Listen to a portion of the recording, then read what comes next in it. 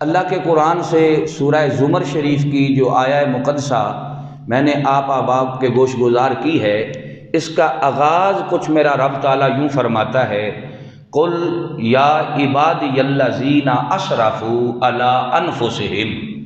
رب تعالیٰ فرماتا ہے کہ اے میرے سونے پیارے محبوب صلی اللہ تعالیٰ علیہ وبارک وسلم، آپ فرما دیں، قل اے محبوب آپ فرما دیں، یا عبادی الذین اسرفوا علی انفسہم، اے میرے وہ بندو کہ جنہوں نے اپنے نفسوں پر زیادتی کی ہے، اپنے آپ پر زیادتی کی ہے۔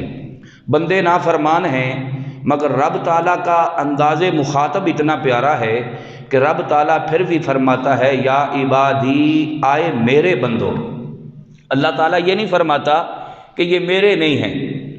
اگر میرے فرما بردار ہوتے، میرے حبیب کی خدمت گزار ہوتے، میرے محبوب کے احکامات پہ عمل کرنے والے ہوتے، میرے دین اسلام کی تابعداری اور فرما برداری کرنے والے ہوتے، تو پھر میں کہتا کہ یہ میرے ہیں۔ مگر اس کے برعکس بندہ نافرمان ہے، بندہ گناہ گار ہے، بندہ پاپی ہے، بندہ خطا کار ہے، بندہ عیاش ہے، بندہ بدمعاش ہے، بندہ فاسق اور فاجر ہے، رب تعالیٰ پھر بھی اپنی نسبت اس بندے سے دور نہیں کرتا۔ رب تعالیٰ پھر بھی فرماتا ہے قل یا عبادی الذین اسرفوا علی انفسہم، آئے میرے وہ نافرمان بندو کہ جنہوں نے اپنے نفسوں پر زیادتی کر لی ہے، اپنے نفسوں پر جنہوں نے زیادتی کر لی ہے، آئے میرے وہ نافرمان بندو ہیں۔ نافرمان رب پھر بھی کہتا ہے کہ یہ میرے بندے ہیں۔ آگے اللہ فرماتا ہے لا تقنطوا من رحمت اللہ، اللہ کی رحمت سے نا امید نہیں ہونا، میری رحمت سے نا امید نہیں ہونا۔ تم نے ظلم کر لیا، تم نے گناہ کر لیا، تم سے غلطی ہو گئی، تم سے خطا ہو گئی، کبھی دانستہ کبھی نادانستہ، کبھی جان بوجھ کر اور کبھی نہ جانتے ہوئے، کبھی جانے میں کبھی انجانے میں، کبھی غفلت کے عالم میں اور کبھی علم ہونے کے باوجود تم نے غلطی کر لی، تم نے گناہ کر لیا، تم نے خطا کر لی، تم سے جرم سرزد ہو گیا۔ اب میں تمہیں بتاتا ہوں کہ لا تقنطوا من رحمت اللہ، اب میری رحمت سے نا امید نہیں ہونا۔ ان اللہ یغفر الذنوب جميعا، اگر تم معافی مانگو گے، میرے در پہ آ جاؤ گے تو ان اللہ یغفر الذنوب جميعا، تو بے شک اللہ تعالیٰ تمہارے سارے کے سارے گناہ معاف فرما دے گا۔ اس لیے کہ انہ هو الغفور الرحیم، کہ بے شک وہ معاف کرنے والا اور رحم کرنے والا ہے۔ تو زمانے کے اندر کوئی ایسا رشتہ نہیں کائنات کے اندر کہ جو غیر کی نسبت اپنی طرف کرے، نافرمان کی نسبت اپنی طرف کرے، بددیانت کی نسبت اپنی طرف کرے، گستاخ کی نسبت اپنی طرف کرے، جو نہ مانے اس کی نسبت اپنی طرف کرے۔ ایک میرا رب وحدہ لا شریک ہے کہ جو یہ فرماتا ہے کہ آئے میرے بندے، اگرچہ تو نافرمان ہے، اگرچہ تو حد سے گزرنے والا ہے، پر ہے تو پھر بھی میرے ہی بندہ نا، تو اب بھی میرے دروازے کھلے ہیں۔ لا تقنطوا من رحمت اللہ، میری رحمت سے نا امید نہیں ہونا۔ اگر تو میری رحمت سے نا امید نہ ہوا تو ان اللہ یغفر الذنوب جميعا، تو اللہ تعالیٰ تیرے سارے کے سارے گناہوں کو معاف فرما دے گا۔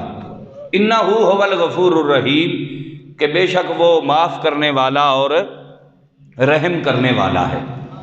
تو برادران ملت، قرآن مجید کی اس آیہ مقدسہ سے رب تعالیٰ ہمیں یہ بلا رہا ہے کہ میرے نافرمان بندو کدھر جا رہے ہو، کدھر جا رہے ہو؟ نہ کہیں جہاں میں اما ملی، جو اما ملی تو کہاں ملی، میرے جرم خانہ خراب کو تیرے عفو بندہ نواز میں۔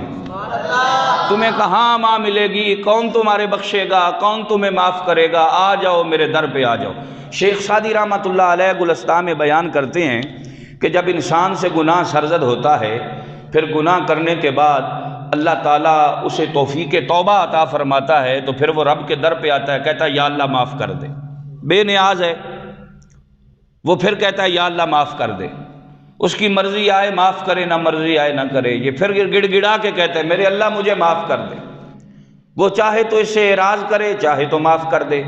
یہ پھر کہتا ہے کہ یا اللہ تیرے در پہ آ جو گیا ہوں، تیرے سوا کون ہے میرا، بخش دینا۔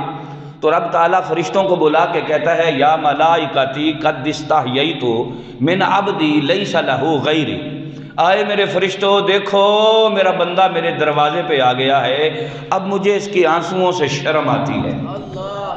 کرم بین و لطف خدا بندگار، گناہ بندہ کردست او شرمسار۔ فرمایا وہ کتنا رحیم اور کریم مولا ہے کہ گناہ بندہ کرتا ہے اور شرمسار وہ ہوتا ہے۔ یہ گناہ کر کے بھی شرمسار نہیں ہوتا، اور وہ جب اس کو بخشنے پہ آتا ہے تو کہتا ہے مجھے اس کے معصوم چہرے سے حیا آ رہی ہے، مجھے اس کی عاجزی سے حیا آ رہی ہے، مجھے اس کی انکساری سے حیا آ رہی ہے، مجھے اس کی آنکھ سے چھلکنے والے اور برسنے والے آنسوؤں سے حیا آ رہی ہے۔ آئے فرشتوں تم گواہ ہو جاؤ، میں نے اس کے سارے معاف کر دیے، اگر میں معاف نہ کروں گا تو یہ کس در پہ جائے گا، کس دروازے پہ جائے گا؟ تو فرشتے کہتے ہیں یا اللہ تو غفور الرحیم ہے، تیری مرضی، تیرے بندے کا معاملہ ہے۔ اللہ فرماتا ہے اب معافی تو ہو گئی، تو اب بتاؤ اس کے آنسوؤں کی قیمت کیا دیں؟ تو فرشتے کہتے ہیں یا اللہ پھر جب تو نے اس کے گناہ معاف کر دیے تو اور کیا قیمت دے گا؟ اللہ فرمائے گا ابھی اس کی آنسوؤں کی قیمت ادا نہیں ہوئی۔ تو فرشتے کہیں گے یا اللہ اب تو ہی بہتر جانتا ہے کہ تو کیا دے گا۔ اللہ تعالیٰ کے پھر فرشتے عرض کرتے ہیں یا اللہ اسے جہنم سے آزادی کا پروانہ دے دے۔ اللہ فرماتا ہے میں نے جہنم سے آزاد کر دیا، مگر اب بھی اس کی آنسوؤں کی قیمت ادا نہیں ہوئی۔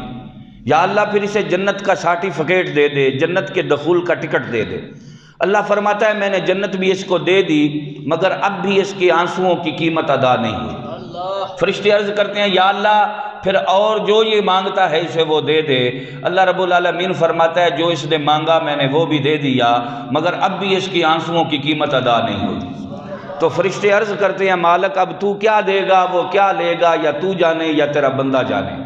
رب تعالیٰ فرمائے گا فرشتوں تم گواہ ہو جاؤ، جو آنکھ میرے خوف سے روئی ہے قیامت کے دن یہ آنکھ میرا دیدار کرے گی۔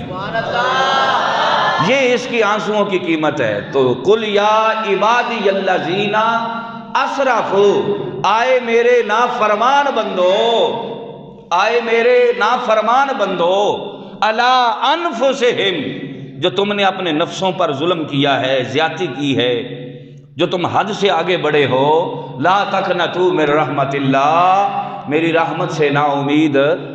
حضرت آدم علیہ السلام عرض کرتے ہیں پروردگار عالم تو نے مجھے بنایا تو ساتھ ابلیس کو بھی بھیج دیا، اس کا تسلط بھی دے دیا، تو یا اللہ تیری رحمت نے مجھے اس کے شر سے محفوظ رکھا، اب میری اولاد کا کیا بنے گا؟ رب تعالیٰ فرماتا ہے کہ آئے میرے آدم میں تیری اولاد تمام نوع انسانیت ہر مسلمان کے ساتھ ایک فرشتہ لگا دوں گا جو اسے شیطان کے مکر اور شر سے محفوظ رکھے گا، بچائے گا۔ آدم علیہ السلام کہتے ہیں یا رب زدنی، آئے میرے اللہ اس سے کچھ زیادہ کر دے۔ تو اللہ تعالیٰ فرمائے گا میں اسے توفیق توبہ دوں گا کہ یہ جب تک زندہ ہے، یہ جب بھی توبہ کرے گا میں اس کی توبہ کو قبول فرما لوں گا۔